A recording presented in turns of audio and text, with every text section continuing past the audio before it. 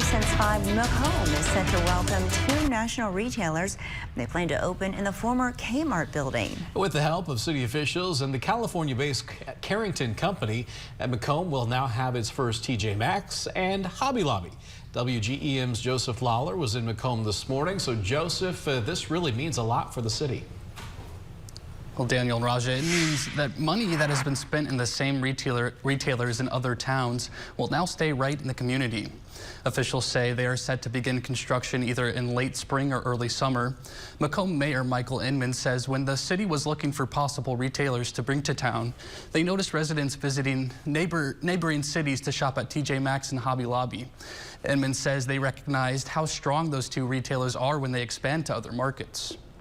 We felt we could provide them that opportunity here in Macomb. Obviously, the Carrington folks agreed, sold Kmart on leasing property from them as well as Hobby Lobby. And as soon as that 3rd tenant's got a signed lease, we'll be happy to share that information with the community as well.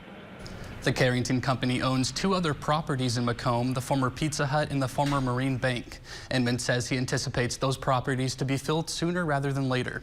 Daniel? All right, we'll be waiting on that as well. Thank you, Joseph. Officials say they're hopeful that one of the retailers will be up and running by Christmas time.